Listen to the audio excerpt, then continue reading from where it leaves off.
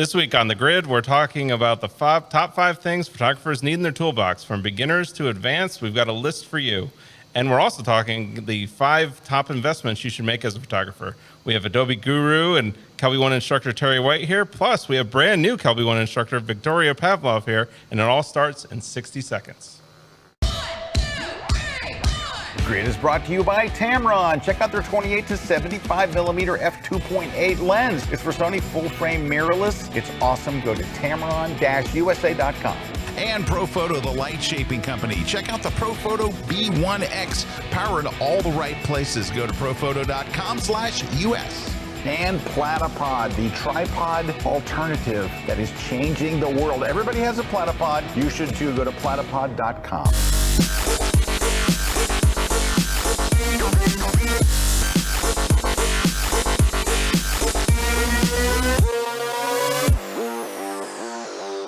Well, hey, Grid Nation, we're here, and we've got a couple guests with us. Scott is not here. Scott's up at his Ultimate Photography Crash Course Tour. He's got a date tomorrow in Minneapolis, and that's getting like rave reviews. He was up there yesterday in Indy, and just so many people were raving about it, so we're excited for that tour. But here in the studio, we've got a couple guests. So we've got Terry White. Hey, everybody. The big Adobe evangelist and Kelby One instructor. You're down shooting a couple classes, right? I was doing some Lightroom stuff. Yeah. And then we have new Kelby One instructor, Victoria Pavlov over here. Hello, guys. And Victoria, you were down shooting a class, right? Yes. Yeah, so what were you teaching on? We recorded Introduction to Digital Painting in Photoshop class. Yeah, so all that digital painting good stuff, yeah. Absolutely. Which I'm looking forward to because I love taking my photos and giving it like a digital painting kind of look too. So I always pick up stuff in your classes and Thank stuff you you. teach. And speaking of teaching, you're both teaching at Photoshop World, right? Absolutely, I can't wait. So, and if you're thinking about going to Photoshop World, no better time than right now. It's got right at the end of the month, May 30th through June 1st. We've got the one in Orlando. And then later on the summer, we got the one in Vegas. So go check it out at photoshopworld.com. So hey guys, we got a interesting topic here. Terry brought up this topic, and I think it's really cool. A lot of times, when we're starting out in photography, we've got a little experience and we've got our camera bag, or just we've been doing photography and we're wondering what should we invest on next. So we've got 3 lists for you, basically. We're going to start off with the top 5 things you need starting out. Then we're going to work into the top 5 things you need in your camera bag. And then finally, the top 5 investments you should make in your photography. So really kicking it off right up front is those top 5 things you need starting out. So maybe Terry, if you could kind of hit us up with the first thing you think, the first thing somebody needs starting out. Again, going back to, as a photographer, I think back to my early days when I first started really taking photography seriously. One of the things that I learned the hard way and learned, that everyone needs to do when you're first starting out, literally, it's going to sound simple. It's going to sound like, well, duh, but you don't think about it till it's too late, and that is practice. Like whatever it is that you think you are drawn to shooting, if it's portraits, if it's landscapes, if it's flowers, whatever it is, you got to get out there and practice because that's the way you're going to get better. It's just like playing piano. You can start out, you can get a lesson today, and if you don't go back and practice what you just learned, by the next lesson, you won't be any better off than you were a week ago or were a month ago. So practice, practice, practice. Absolutely. And I can't stress that point enough as well. But Victoria, what about you? What's one thing that you think starting out, photography, anything, even Photoshop? I agree. It's practice and also community. And Kelby One, I'm not saying this because I'm at Kelby One as a grid, but it's really, really necessary to have people to learn from. You can do everything by yourself, like as Terry said, practice. Practice is important, but community you can learn from and you can get a positive or negative feedback from. It's important as well. And that's a good point. Community is that it's going to be, you want to be around people that are encouraging you and you're encouraging to be better. So the community, that's a very good point. I hadn't thought of it, but you're Yeah, absolutely right. Absolutely. And I've got one, and it's going to be not a piece of gear. It's actually going to be a piece of not gear, and that Not is gear. stop the camera comparisons when you're starting out. Yeah. When you're Yes. starting out, don't get put so much importance up front on your camera. I think some people, when you're starting out, one of the things people get obsessed with is their camera. What camera should I buy? What is this camera compared to that camera? I mean, if you really look around, like if you look at those photo award shows, right? Or photo awards, and you look at like what camera brand, what camera manufacturer won, right? It's hardly ever the new cameras Right. that just came out. It's really the established cameras. I even think, like we were talking about the award show that was recently in photography, like the #1 camera was the 5D Mark IV. I mean, that camera's been out for how long? A while now. Yep. Yeah, I mean, it's not one of those things where it's gonna be because you have this camera, you're gonna get better images. So that's the one thing I tell you is in the beginning is really be more concerned about two things with your camera. One is, what do your friends have?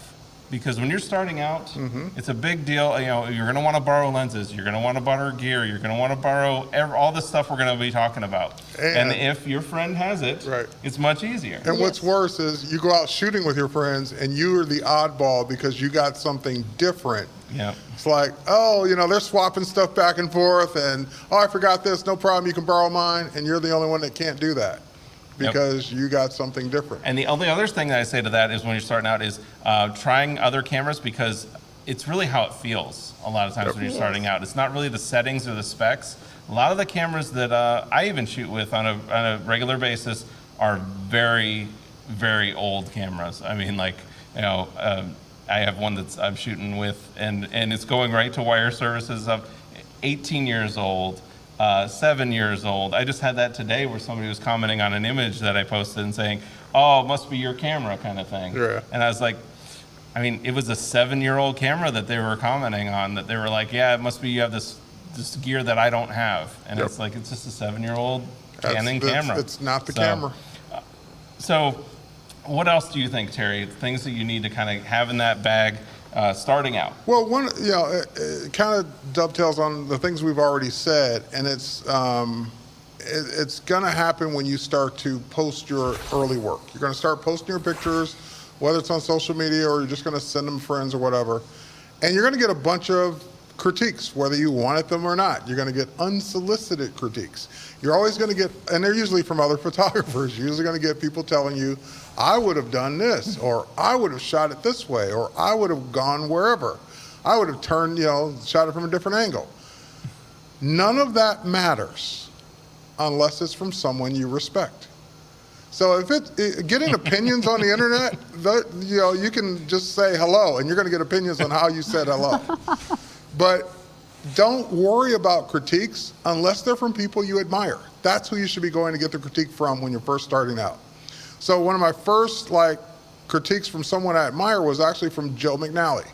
We were out I was taking a workshop from those guys, and we were in a van, and I was like, I handed Joe my phone. I was like, Joe, can you look at these? And I was like, oh my God, here it comes.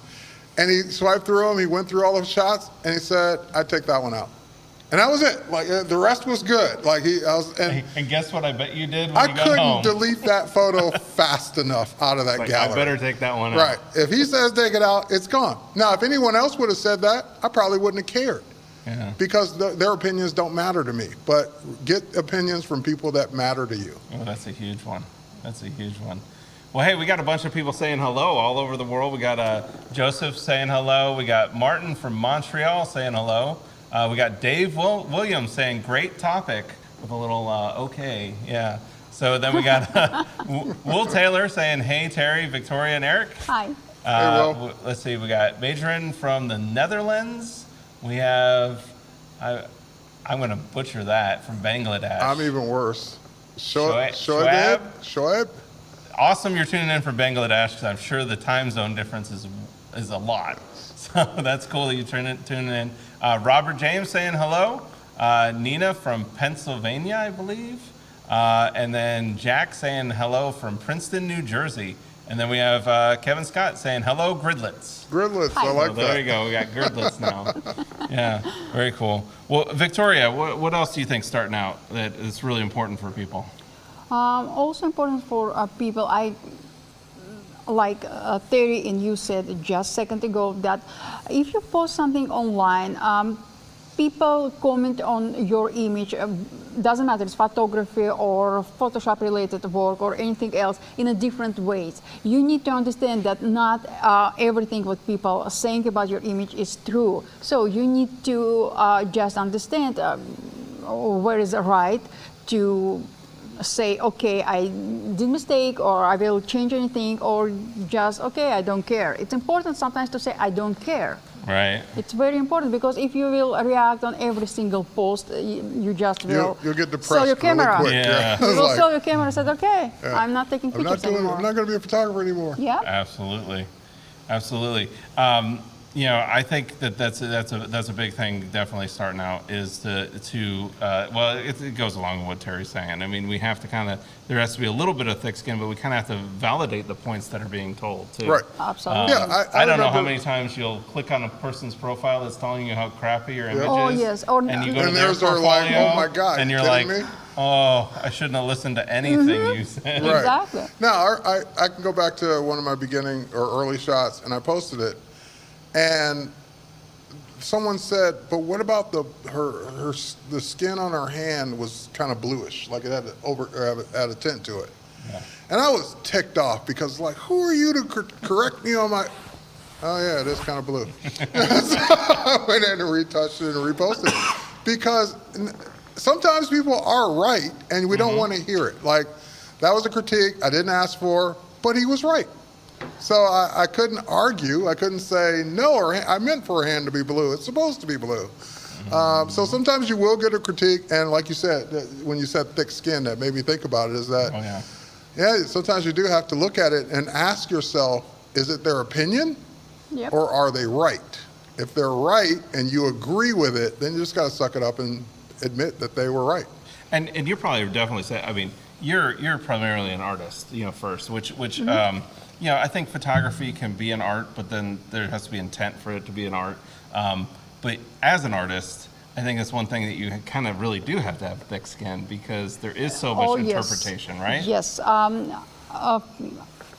About 5 years ago, I was on some trade show showing my images, my photography, and on top of my table desk, I had a few nature images, and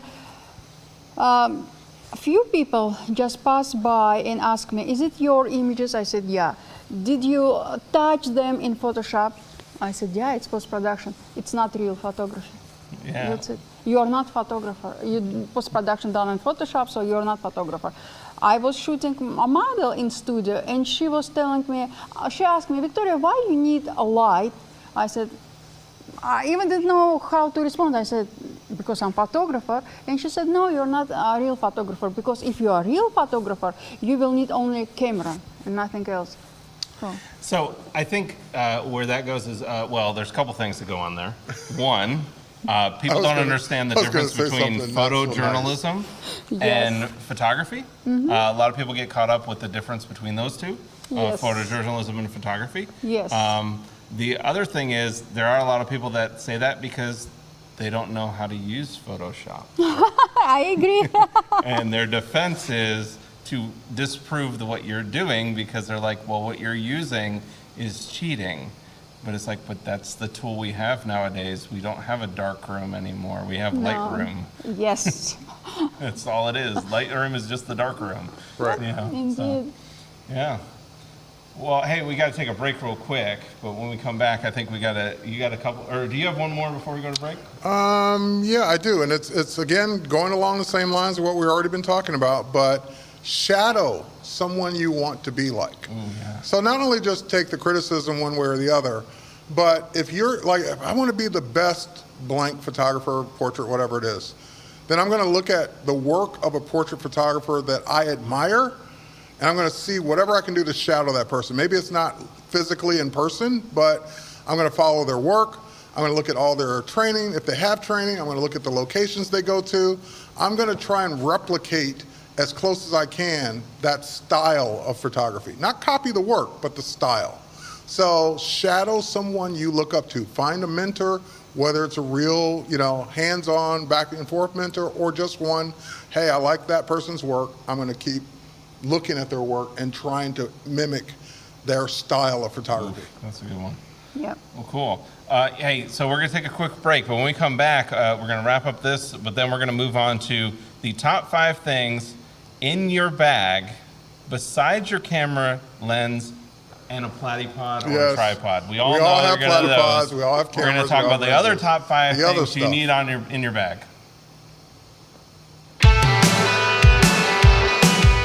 Hi folks, Scott Kelby here. I want to tell you about an email I got, an angry email. So it's angry because the subject line says, Mr. Kelby. First, anytime somebody calls me Mr. Kelby, you're in trouble. Mr. Kelby, I'm so mad at you. That's what the subject line was. I'm like, oh great. So I go read it and he's like, Mr. Kelby, I saw your class on photo books and I went and made a photo book and I'm just so upset because now I've made 34 photo books and you've got me hooked on these. And I went, whew. But that's how it is with photo books. I mean, think about this. All right, we have the shooting part, which is very creative, right? And then we have the editing part, which can be fun and creative. When you start making photo books, you're adding a third leg to this chair. Now you've got this other thing where you're the photo editor. You decide which photos make the book, how big they are, what goes on the left, what goes on the right. Oh my gosh, it's so much fun. And Adobe made some changes. Now you can lay out pages any way you want. You can just, literally, it's like free transform. You can just make the photo whatever size you want. You can have multiple photos. They can overlap one another. You can have grids of 9, 15. You don't have to have a grid at all. You can just design it. I wanted to do a class that takes you from beginning to end, and I'm going to show you how to make it so fast that you'll be able to focus on just the fun. And when you hand somebody that photo book and they get it in their hands and they're going to be like, you did this? This is your photography? They're going to be blown away. You're going to be blown away. You're going to have a great, great time doing it. And the whole thing is self-contained right here in Lightroom Classic. If you want to learn a whole bunch about doing photo books and you'll be able to follow along right with me and do your photo book right that same time, go watch my class. It's called Creating Beautiful Photo Books in Lightroom Classic, and it's exclusively at Kelby One.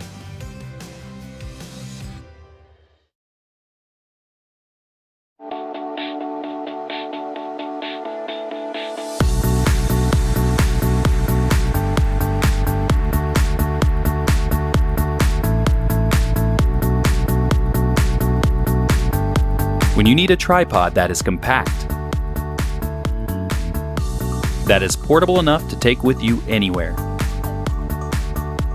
one that is adaptable to any situation,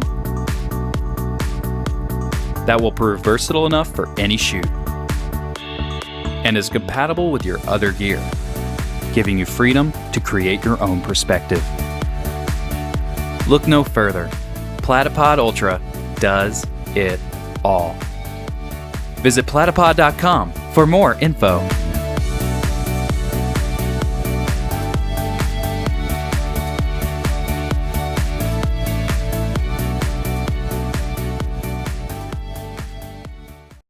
This segment of The Grid is brought to you by B&H Photo, the professional source since 1973. All right, well, we're back and we're talking about top 5 things. So trying to wrap up talking about the top 5 things you need starting out. I talked earlier about the camera and not being obsessed with it. The other thing I think when you're starting out is actually just make sure the equipment that you're using can actually do what you're wanting to do. Good point. I have this, and especially with lenses, I see this the most of the time with lenses, is that people are trying to do a certain technique, a certain focal length, certain depth of field, and it doesn't matter how hard you fight with your camera, it's just not gonna do it.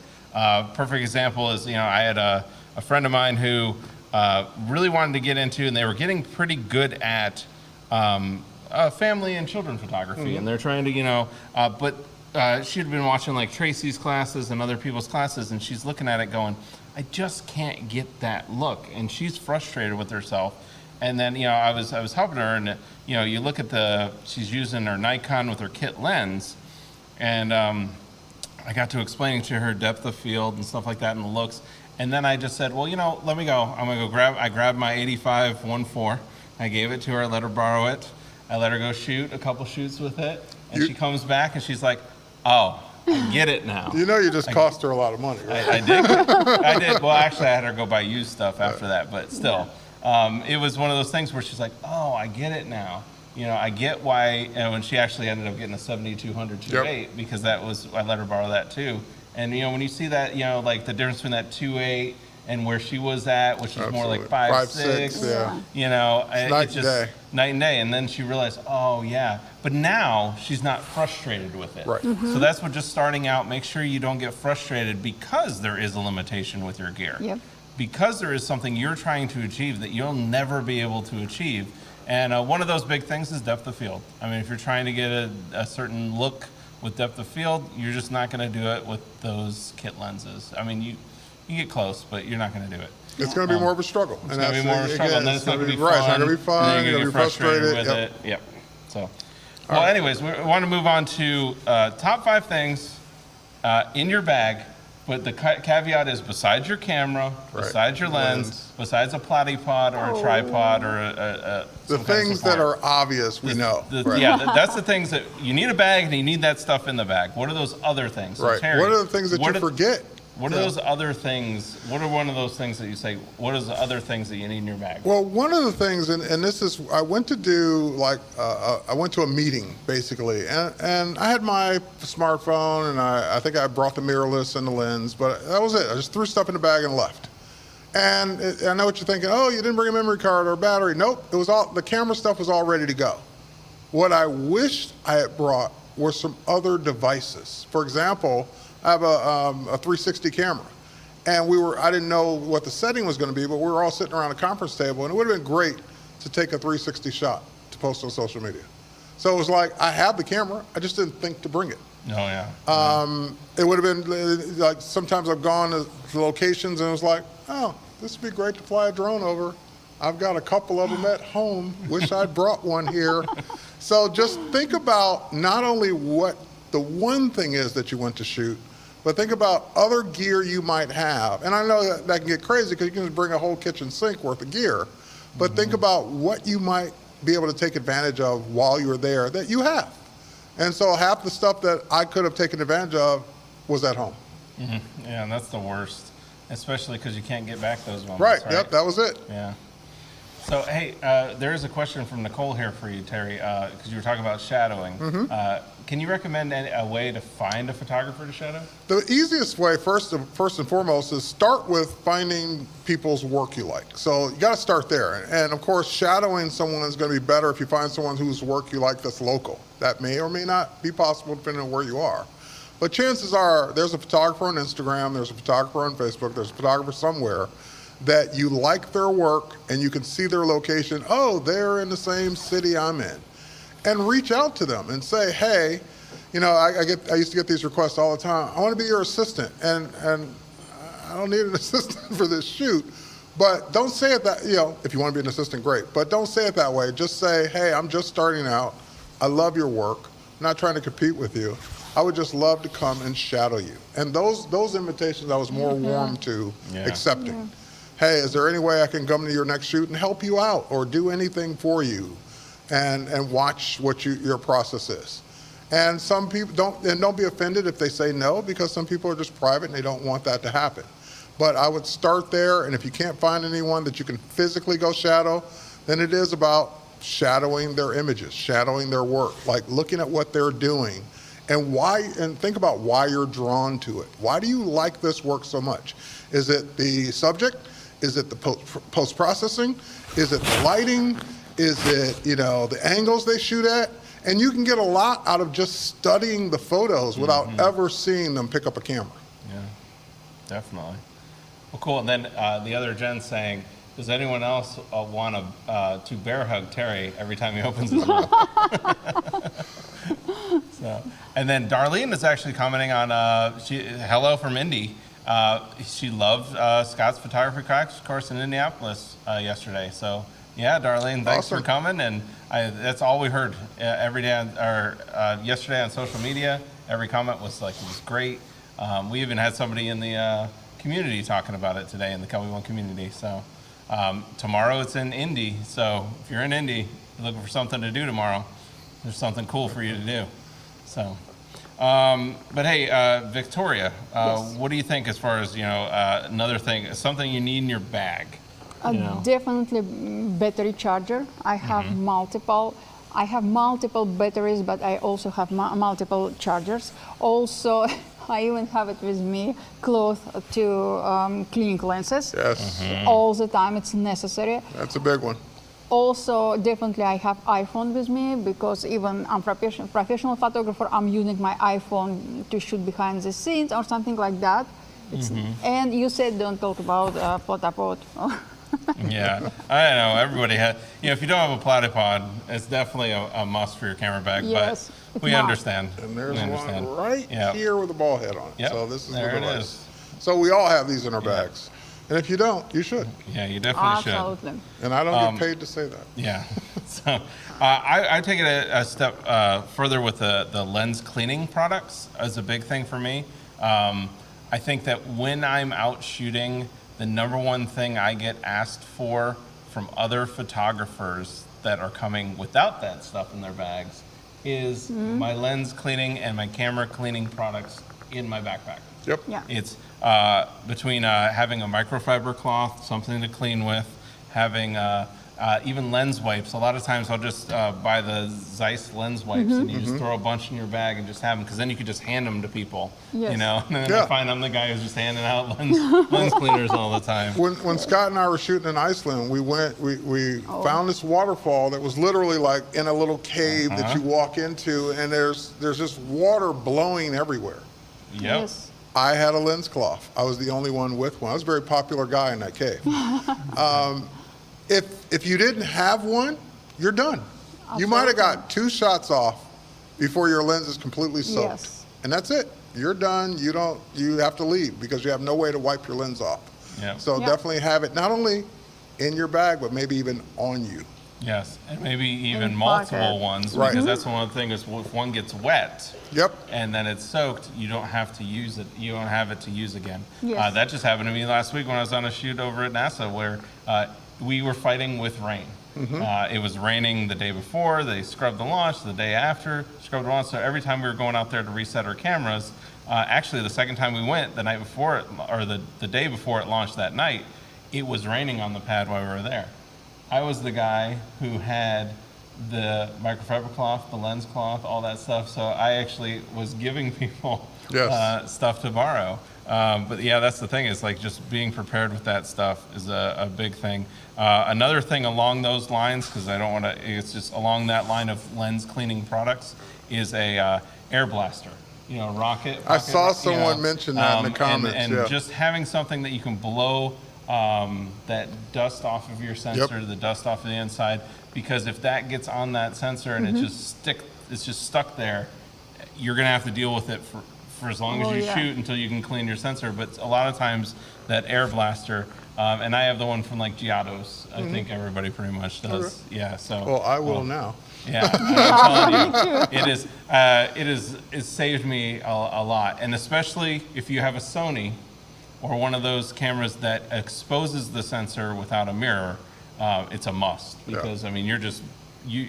In fact, one of my friends who shoots the Sony, I always tell him, like, you just need to invest in this, because every time I see his images, I'm going, hey, look at that spot. Look at that Right. spot. I Look at that know. spot. I know. God, You know, you're reminding me of the waterfall now. Yep. Yep. So, Yep. and just trying to help each other. So now, one thing I'll say is don't use compressed air. A lot of people think, well, I'll just buy a compressed air can and spray it in there. Like, the compressed air, it actually has a chemical in it. Like, that's not compressed air. It has a chemical along with it, and you're spraying that chemical into your electronic components. So I'm glad you clarified that, because first thing I was thinking is, I got some compressed air. too. at home. No, I'm no, glad do you not said that. use compressed air. So that's why you want those.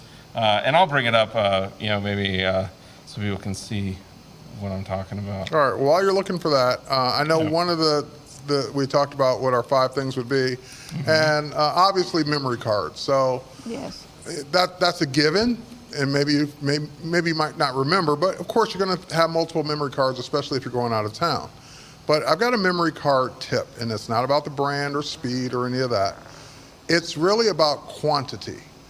For example, as a drone pilot, I'm basically flying a drone for 15, 20, 30 minutes at a time, because that's really the extent of the battery. So every time I fly, 15, 20, 30 minutes later, I'm going to land and swap batteries. When I'm swapping batteries, I'm also trying to remember to swap cards. You got it in your hand, you might as well, when you're changing the battery, you might as well put another card in as well. Here's why.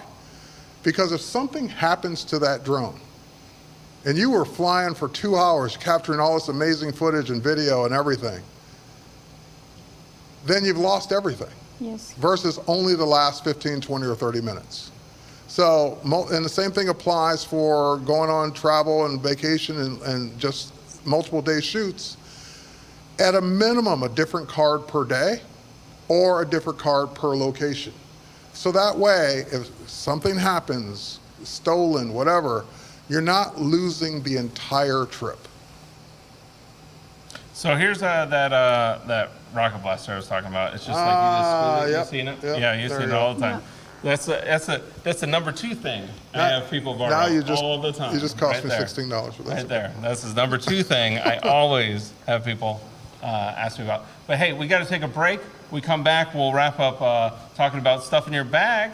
But after that, we want to move into the top 5 investments. These are the big things, the things that you really want to take and spend some time investing into now so you don't struggle with it later.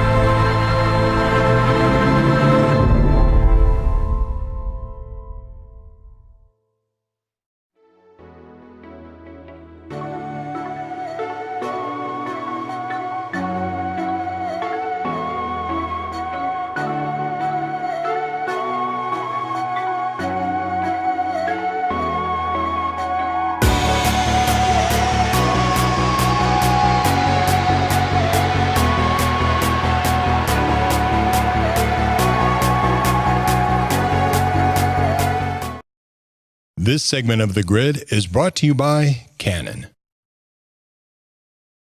Make sure you don't miss any episodes of The Grid by subscribing to Apple's podcast app or iTunes. It's free, and we even have a special audio-only version too. So sign up today.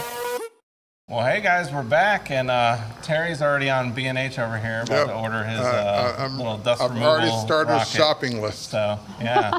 So, there you go, B&H. We're already selling stuff for you right on the show. But hey, we got some comments. We got Jeff saying one of his top 5 things is when doing product or commercial photography, I suggest using a gray card. Yep, it's in my list. It's important. Yeah, definitely a gray card. And then Jock's Photos saying I often take a tiny folding stool for some shoots. Great idea. Definitely, yeah, great idea. A lot of times too, I will take something if you're going to be in places long time out in the just a chair for yourself, you know, just to sit down. Definitely. Yes. If you're shooting sports, especially basketball, having one of those folding chairs to lean on is a must. But, Yes. yeah, so kind of, you know, getting down this list of the 5 things in our bag besides our camera lens, platypod, tripod. Another one for me is a cable release. Yes. I think this is a must if you're into any kind of landscape, long exposure, anything where you're not wanting the camera to move and wanting that sharp image. Having a cable release is a must. So, Yeah. what else do you guys think? Well, Cable release is important. I've got, so interesting that someone said the gray card. So I actually I bought a little small kit. It's one of those little like 5-inch, 5-in-1, where it's the white balance card, it's a small diffuser, a small reflector. And that way, that just stays in my suitcase, like on the outer pocket of my suitcase. That way I always have it. I never have to think, did you bring a reflector? Did you bring a white balance card? Did you bring a whatever? No, they're small. They're gonna do a lot for you, but it can make the difference between harsh light or not harsh light on a single subject. It can make a difference between proper white balance or not proper white balance, and a lot less correcting later.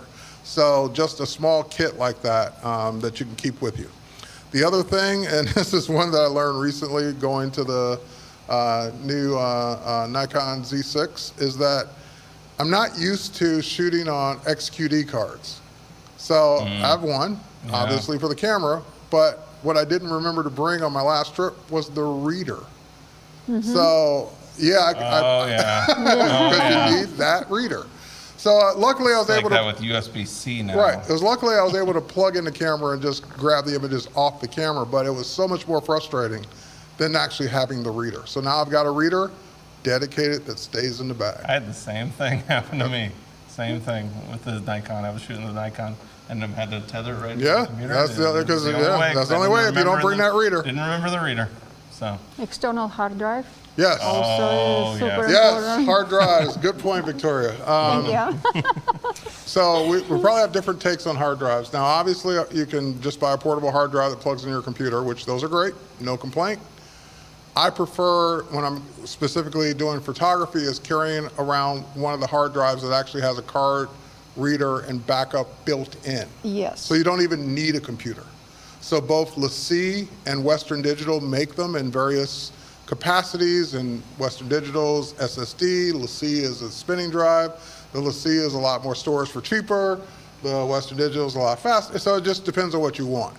But whichever one you go with, those are invaluable for, I don't have to have my computer. I take the memory card or card reader, plug it right into the drive, and copy the images right onto the drive from the card.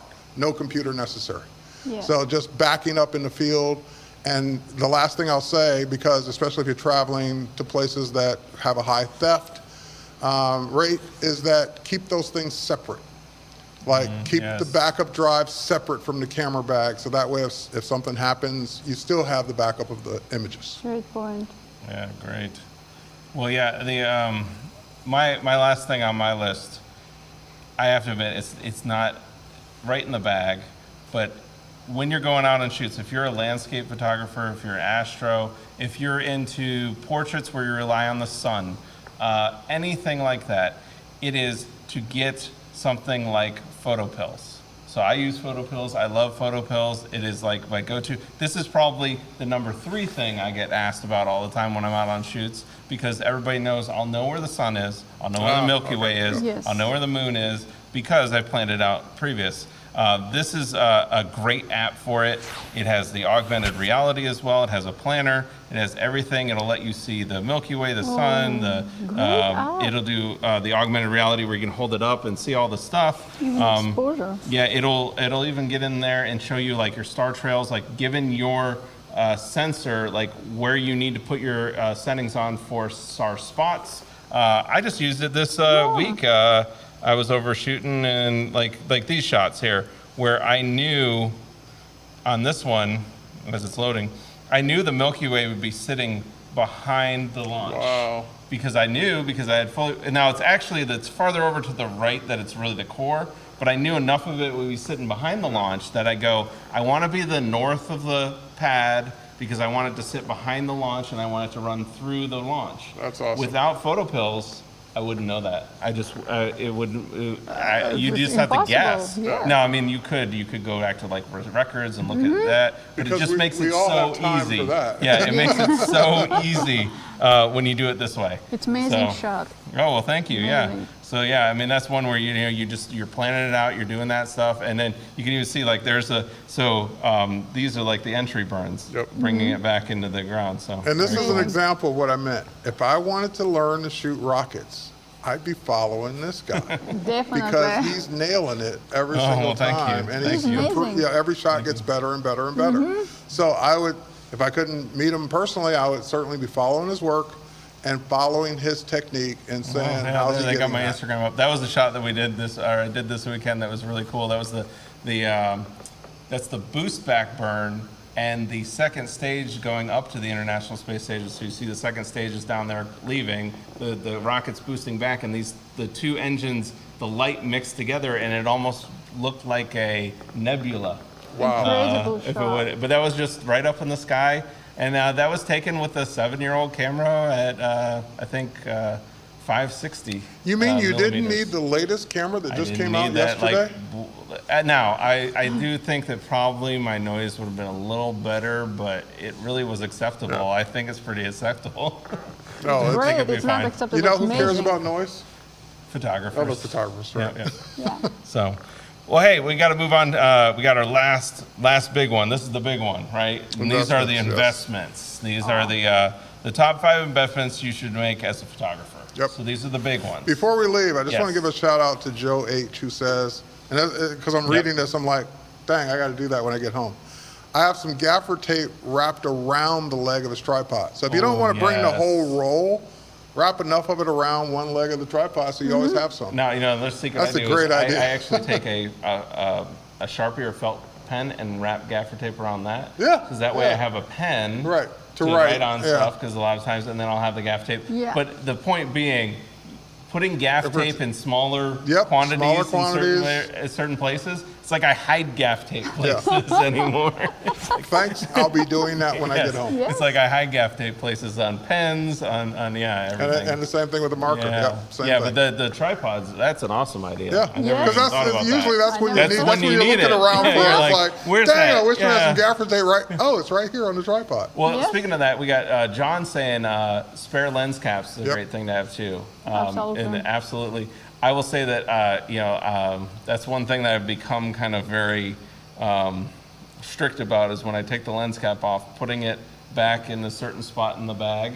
So I remember, because I had that problem where I would just lose lens caps all the time. You know what I've just trained myself to do is I take a lens cap off, it goes right in my pocket. Yeah. Because it's just that way, because I was doing the same thing. Where'd I put, oh, it's right here. The only thing I find if I put it in my pocket is I have to be concerned about cleaning it lint off. dust, yeah. Yeah. I have to, True. I just have to be concerned about cleaning it off later. Yep. And that's like, I know if I'm shooting with Scott, because I'm ever out with Yeah. Scott, it's like I have to kind of follow behind him and say, where is the breadcrumbs that Scott left? Like, there's the lens cap there, there's the lens cap there.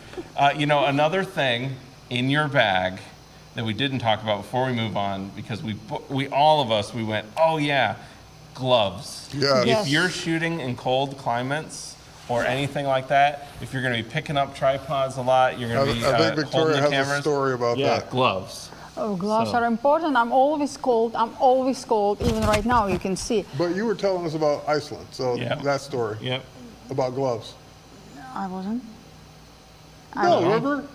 Well, anyways, when you go to Iceland, you should have gloves. That's for sure. It's all the time. It's just cold and windy. It's freezing. It's called there. Iceland. It's cold. You think, oh, I can just put my hands in my pocket. Well, then you're not shooting. So just keep in mind, the longer your hands are exposed, the colder they will get, the faster. Also, you can buy gloves with cut fingertips, yep. and it's very, very nice to have. Much better than entire gloves, because in this case you will feel your camera. You can adjust settings and everything easily. Absolutely. Yeah. Absolutely. But gloves, definitely. Yes. So many Especially, times I've been burned. You're picking up a tripod that's below freezing, and if you pick that up, it'll stick to stuff. Yep. You know, it's just crazy. So yeah. Definitely gloves, big investment. And if you're like me and I don't wear hats, so either hats or earmuffs, because the next thing to go up besides my fingertips are my ears. Yep, freezing. That's true. Scarf also very helpful. You can breathe inside your scarf and it will make you warm. Yeah, and the key being there is making sure you're prepared for the climate in order to shoot. Exactly. Because if you're not going to get the shot. You're gonna end up leaving early. You're gonna end up going back to the car. You're gonna miss that perfect shot because you're gonna be like, I'm just not comfortable. I need to get out of here. So it's just like Margaret's saying, bring Ziploc bags for or waterproof boots. Yeah. Waterproof boots. Yeah. Good point. Anything like that. Yeah. Well, hey guys, we got to take a break, but when we get back, we're gonna move into that final topic: the top 5 investments you should make as a photographer. And we'll talk about that right when we get back from this break here on the grid. And there goes the jib. There goes the jib. I think the most important thing that members are going to learn in this latest class is A, how to get it right in camera, the exposure triangle, your aperture, your shutter speed, and your ISO. Because by changing one of these, you have to change the other. And if you know how to adjust those settings, you'll be able to convey the image that's in your mind, into your camera and onto a print. Then B, about the mood, because the mood is the most important thing in the scene. Also in this class, I'm going to talk about controlling the light with constant lights, with speed lights, with handheld LED lights, and even with painting with light with a little flashlight. It's not just about taking pictures, it's about making pictures, which is a ton of fun. Then we're going to talk about enhancing our images. This was the best exposure that I can get, but I said, okay, what is this picture lacking? Just by making those adjustments, I was able to turn a snapshot into one of my favorite pictures that I've ever taken in Africa. This class is going to have a ton of technical information. We're going to cover white balance, exposure compensation, metering, the histogram, RGB versus sRGB. You're going to take all this information. You're going to go out there and shoot. You're going to try to create a special mood, but you also want to have fun, because you know what, my friends? If you're not having fun, you're doing something wrong.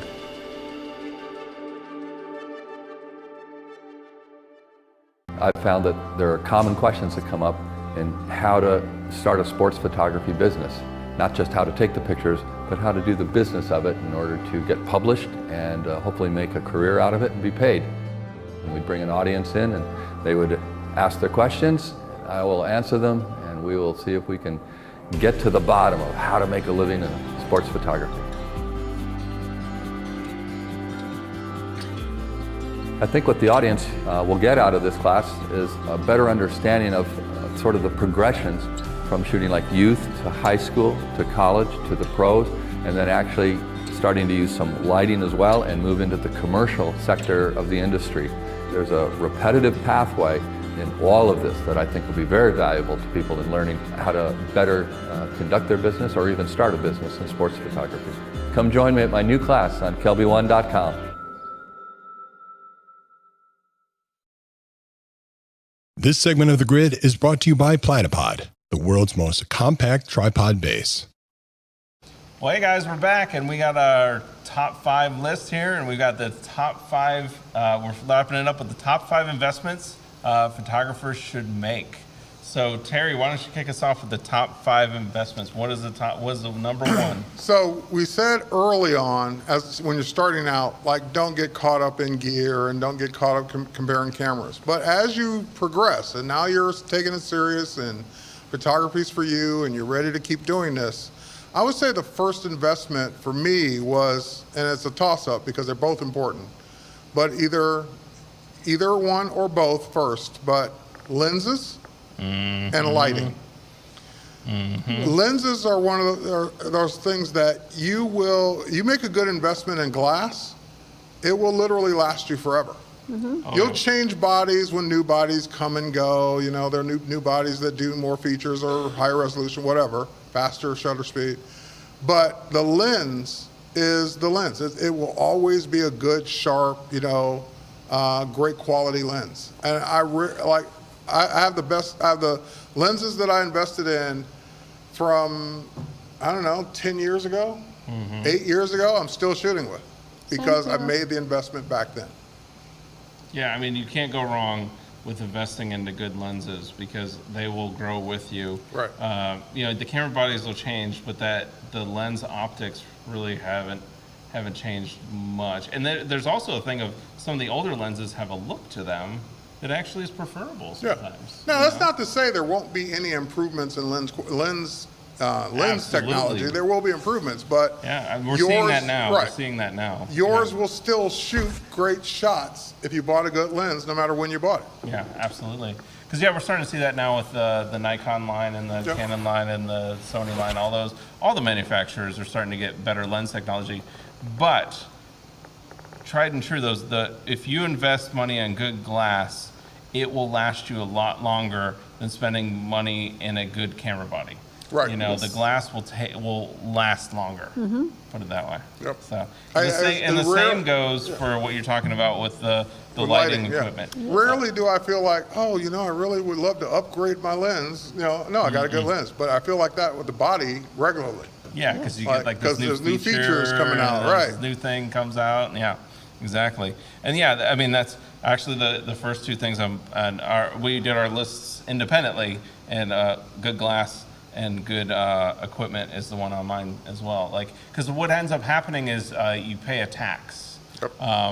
And what it is you pay that tax where you buy the first thing, you buy that lens that you're like, well, I don't really need money, right. I don't really want this. I'm right. gonna just try to buy that 50. Right. Because I really want the 24 to 70, or I really want the 7200. Yep. That's the one. I really want that 7200, but you know what? I think I'll try the 50. I'll try this, and then you'll try, or you say, well, I'll buy a 100, or I'll do this, and then you end up being like, well, I should have just bought the 7200 in the beginning because I would have had it since the beginning. Or same thing with lighting. When you get down to it, a lot of the lighting that, the more expensive it gets, the more reliable it is. Right. It gets down to the reliability, the build, stuff like that. I won't mention the brand, but my first set of lights were horrible.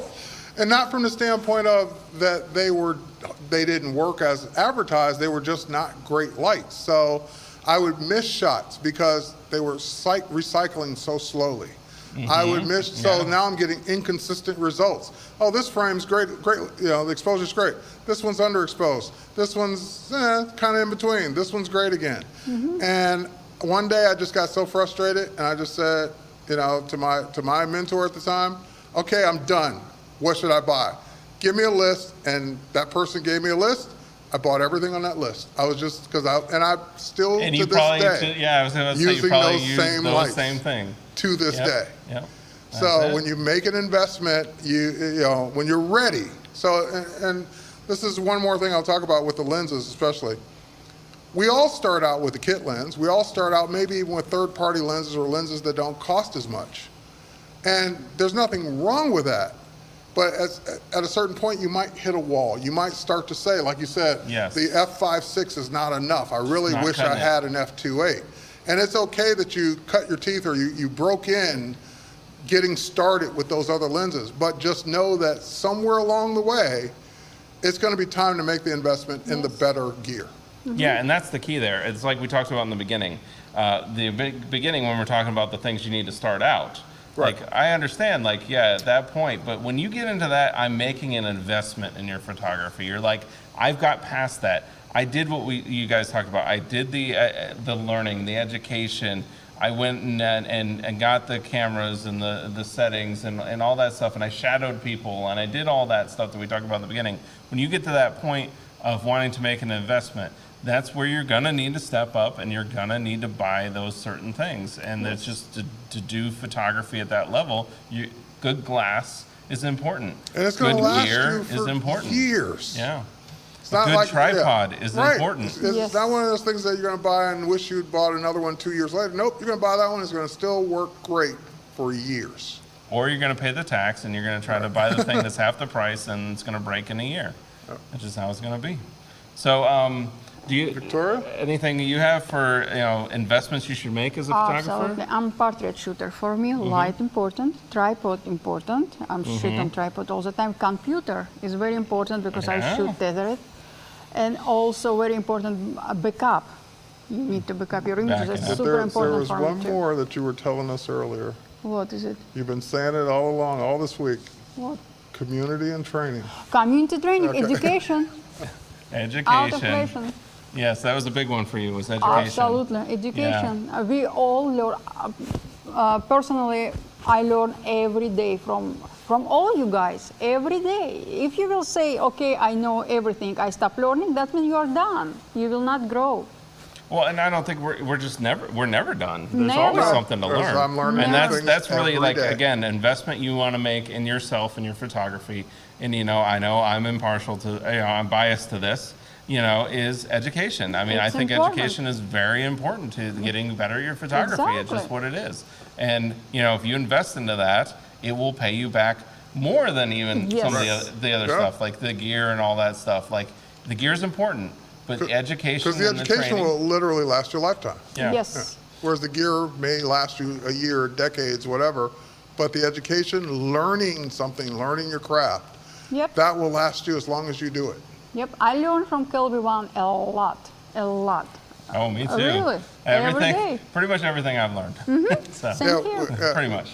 We've decided to turn off cable news and turn on Kelby One and watch classes. Yes, we do that. It's just so every much better. It makes your life better. So much better to It does. It makes your life so much better. Like, for example, I'll give a couple shout outs. I don't do pet photography, but I watch Kylie. I watch her class. She's and I great. learned a ton for when I do photograph my dog. I don't do automotive photography, but I watch Tim Wallace. And now I couldn't wait to get in the garage fast enough to shoot some car shots. So it's one of those things that even if it's not your primary focus, your primary genre that you shoot, you can always learn something that will maybe even help you with your primary genre. Oh yeah, I would say that number one, Dave Black. Has been, for my style of photography, I have applied so much that I've learned from Dave Black. Oh, he's amazing. Yeah. I mean, just so much. All the tracking with the shots and all that, panning and stuff like that. And he's shooting sports, right? He's shooting sports. But you're learning techniques but I'm learning that are helping you techniques with the that rocket. Right. absolutely just transfer right over. Yep. And that happens all the time.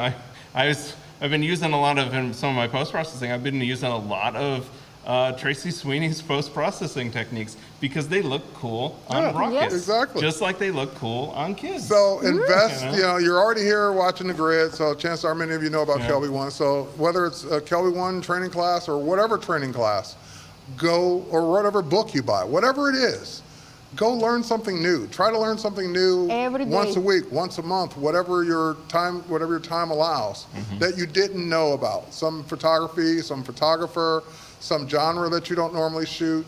Just go look at it, because maybe that will interest you in switching genres, or at least show you something about shooting that I'm glad I don't shoot weddings, because that's a lot of work.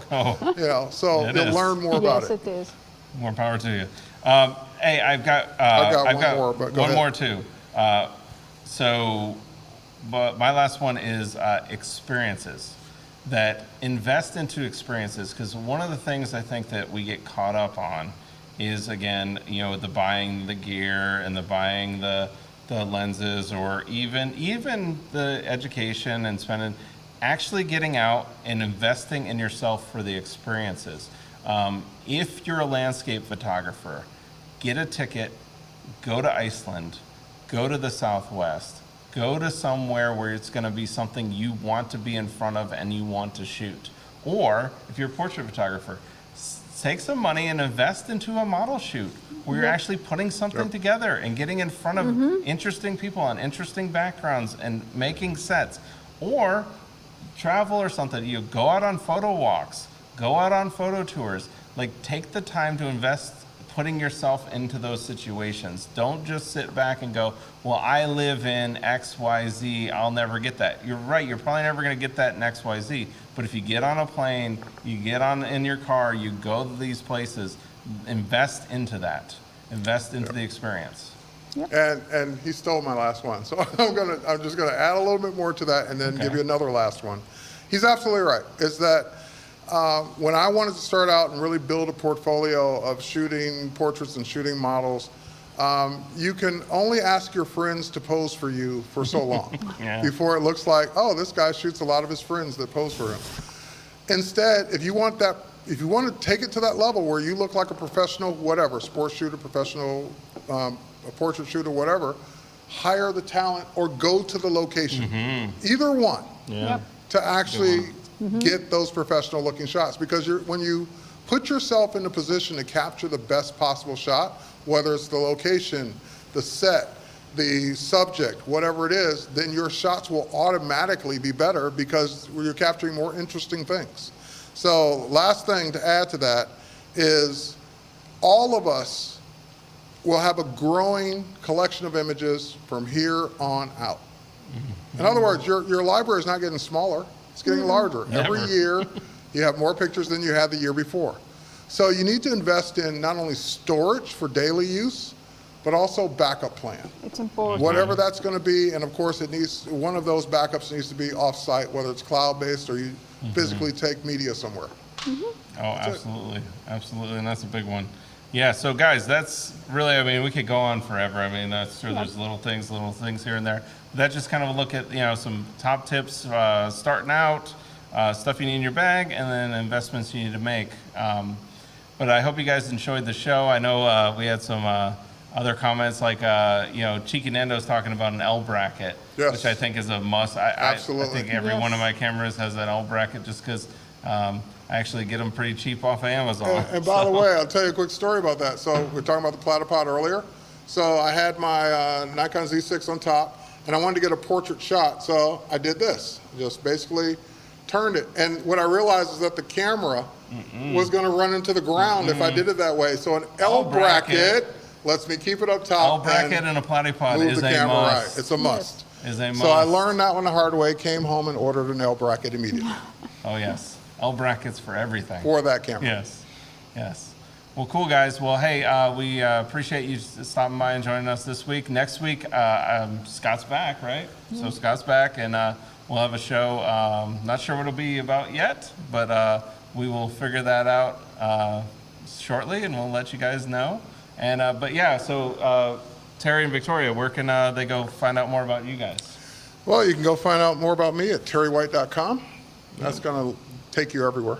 My website, pavlovphotography.com, or Instagram, Victoria Pavlov Art.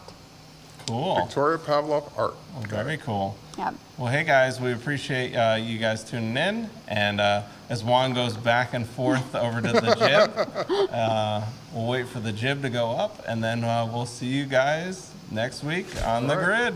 Bye, everybody. Bye. Thanks for joining us.